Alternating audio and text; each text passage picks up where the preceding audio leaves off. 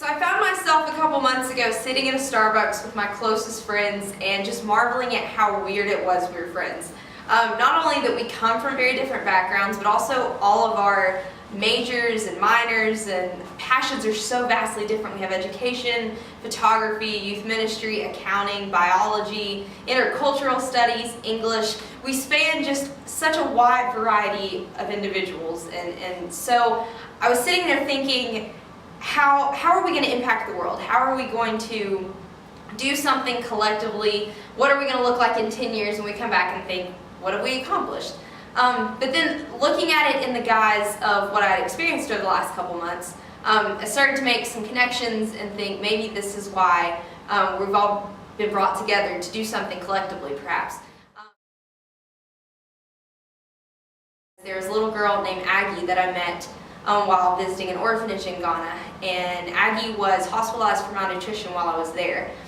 She had been brought back to the orphanage a couple days before I visited her. I only spent one afternoon with her, but one of my best friends who had been there for 6 months had worked day in and day out with children like Aggie who are disabled in comparison with some of the other children at the orphanage. She was a special case, however, that I don't think she was just disabled. She was just very, very malnourished. And because of that, she was so developmentally behind all the other kids that they just stuck her in the corner on a mat. A couple weeks ago, I saw a Facebook post that Aggie had died. And so I started thinking about what I had learned about the culture there, about the institution of the orphanage, of their healthcare system, of their economic plight, and I started thinking one problem didn't cause Aggie to die too early. It was a host of different problems that do span from economics to how she was treated as a person, her health, how she ate, the hope of whatever future she had, the education system. And so looking at the one person that was Aggie, whose life ended too soon, and looking at our culture here in America, looking at these 5 women who are studying so different things here at a wonderful school, higher education, what are we going to do with it? What are we going to do in 6 months when we get our degree and go out into the world? What are we going to do about these problems? And how are we going to take our small part of the problem and do something with it?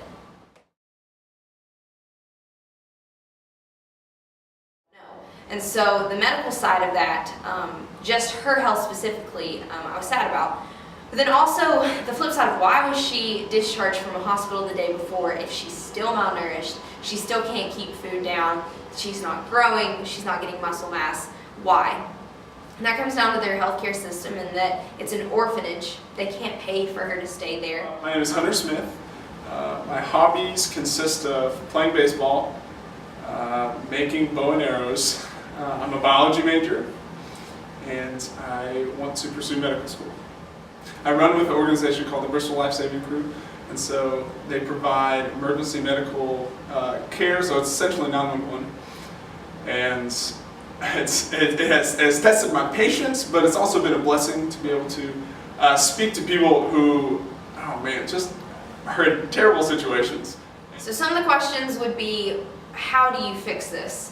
Obviously there are medical professionals. I'm sure we can send people over from the U.S. or from England or from various parts of the world to these places that don't have a really good community health infrastructure. But I think there's a bigger problem in the access for these people to get to the health care. And so there's a political, a governmental problem here in the policy of healthcare, the policy of giving people, everybody deserves access to good health. My name is Lauren Miller. I'm a senior and I'm majoring in biology and minoring in security and intelligence studies. My future plans include the pursuing of a master's in public health and eventually going on to med school. And I think that I would ultimately love to work for the World Health Organization. There are so many other avenues to medicine, not just becoming a doctor. And I found that I have a special interest in policy and the wording of things and how that can be so much more applicable to a larger amount of people. And I think that medicine is an amazing platform, that it's so universal, that it applies to everyone. Everyone deserves to have great health care. the best healthcare. And I think that that is something that will transgress from culture to culture, from nation to nation, regardless of who you are. Why are things not being done? Why is public education not pushed? And more of how I could get involved and spread the word about this. If we don't continue to have a good foundation of the things we know, how are we going to continue to learn, to educate ourselves, to participate in educating other people with the knowledge that we already have? And I think that was something that was missing in Aggie's situation, that without knowledge, they couldn't help her to the best of their ability. And that's where education is such a vital role in all of our systems. My name is Erin Graybeal, and I am an education major. I'm getting a dual licensure in K through 6 and 4 through 8. So when I graduate, I'll be able to teach kindergarten through 8th grade. My goal is to teach in a public school for a while. I really want to be a teacher. I want to feel what it's like for kids to learn things from me, to maybe change a few lives. That's my goal there. But ultimately, I feel a calling for administration, to be maybe a principal or a vice principal. I have a very strong personality, and I like to organize, and I like to see big things be accomplished. So my goal is to do something bigger, something broader in education. And there's so many issues with education. I think that I might not be able to fix them all, but I definitely want to try. Education is a huge issue for everyone across the world. Education is the root of everything, and in my opinion, it's really the only way out. The school that has probably impacted me the most in my time in college is a small school in the area that serves a 99% free and reduced lunch to population, which means that 99% of the kids that go to the school are living below the poverty line.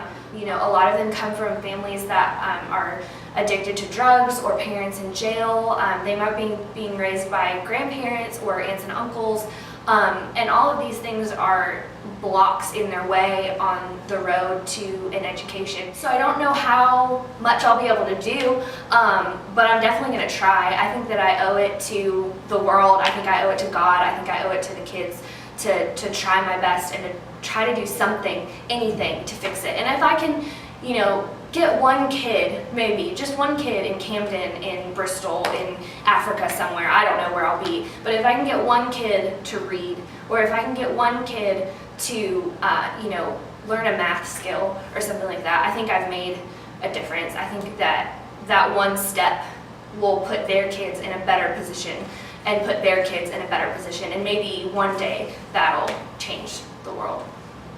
There's so many other factors, and while money does make the world go around, you can pay for about anything, that's not always the root problem. However, here, simple vitamins, better food, all of these things could have been so much better for Aggie. Mosquito nets, better clothing, clean water, all of these things could be fixed with money. And so in a place that is economically less fortunate than a lot of other parts of the world, it's hard to pinpoint exactly what they could fix. There's so many things that could be fixed, but without an economically sound background, what more can they do?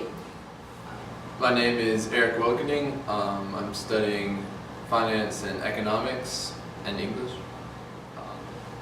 Seeing people living out things that you study to actually studying them is, I think, creates a really good perspective. We always say we're fighting poverty or poverty alleviation and all that. So I guess economics would seem to be a pretty major player in that conversation. Everyone has different opinions as far as economics or economists and people who publish things. They all say this is the answer, that is the answer, but I think when you really go at it with an open mind, you learn that there aren't any easy fixes, and you have to take each situation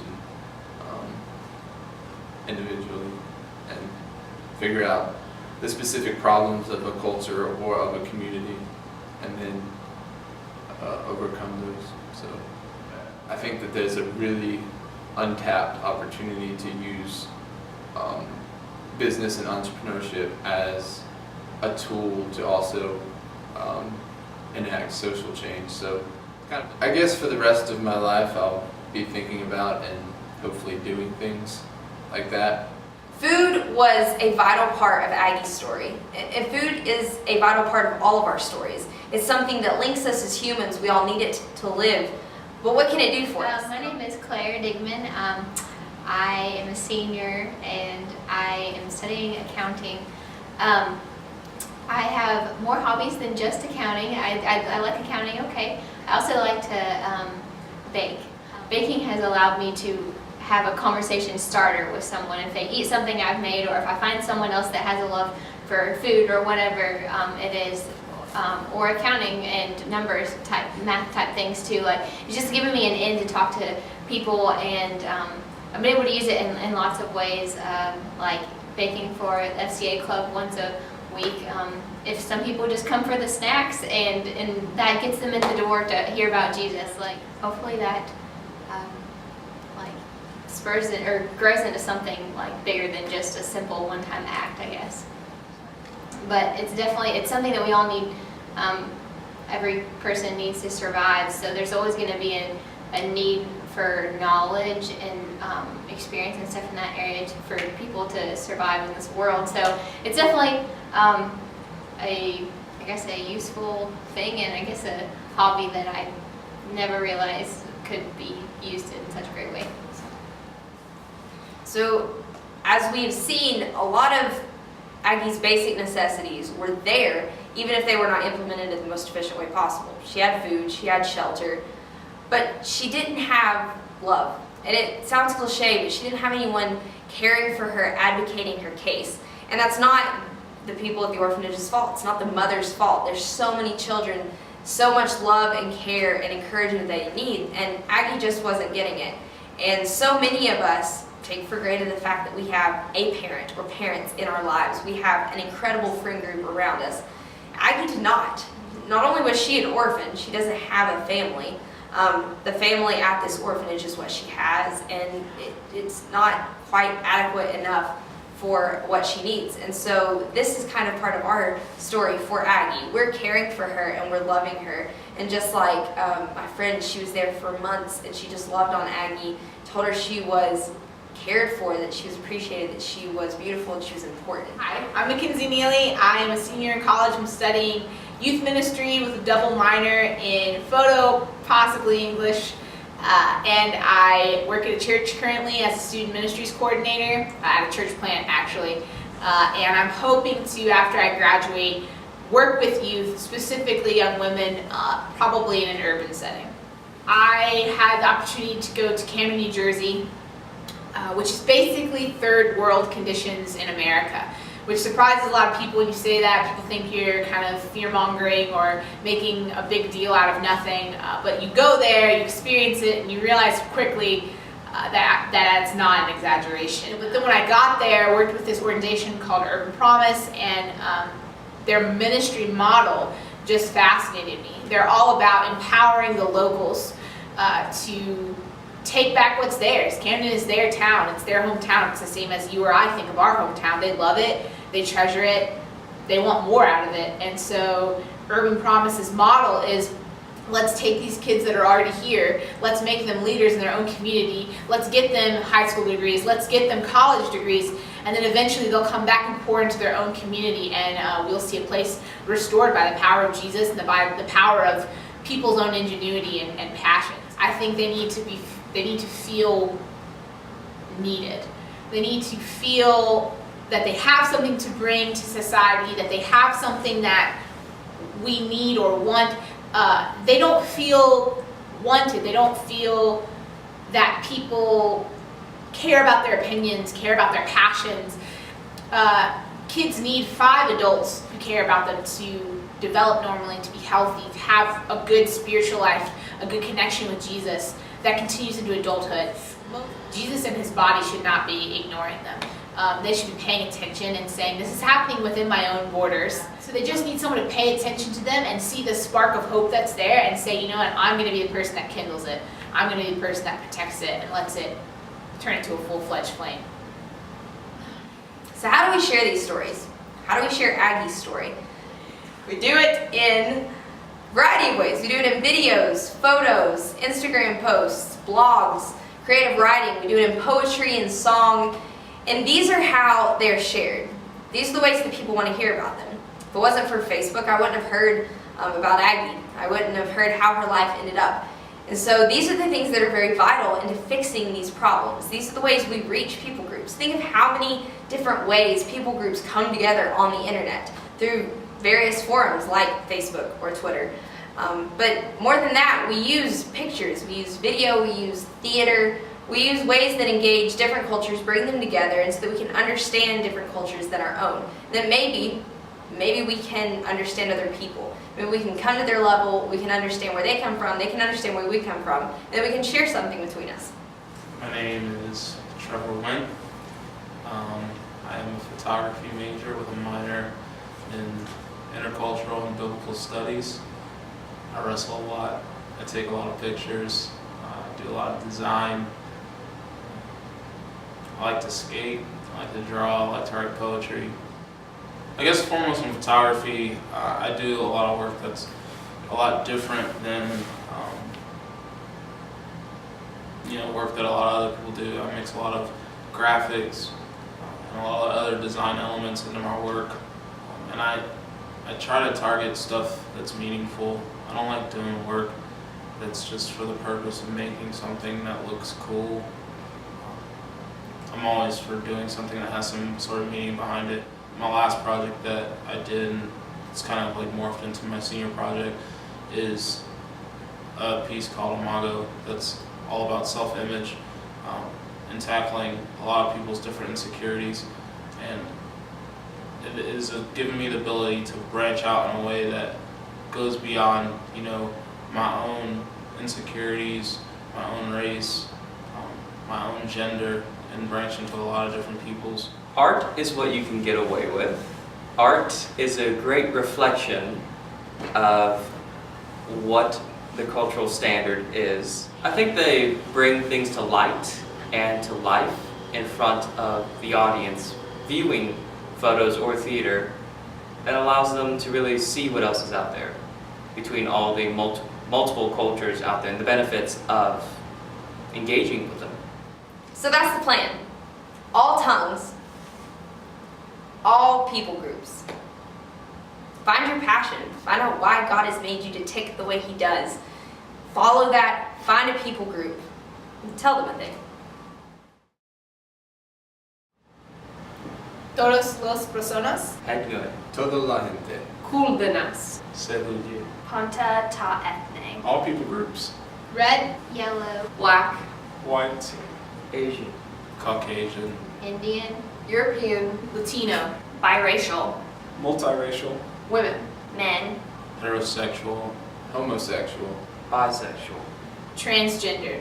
sex workers, Pornographers. Porn stars. Prostitutes. The trafficked. traffickers, sexual assault victims, Sexual assaulters. Abused. Abusers. divorcees, Single parents. The happily married. The unhappily married. the middle-aged, refugees, Third culture. Bicultural. oppressed, Oppressors. Homeless. hungry, Illiterate. Impoverished. uninsured, Undereducated. Uneducated. Alcoholics. drug dealers, Drug addicts. Disabled. the sick, Mentally ill. The elderly. Geniuses.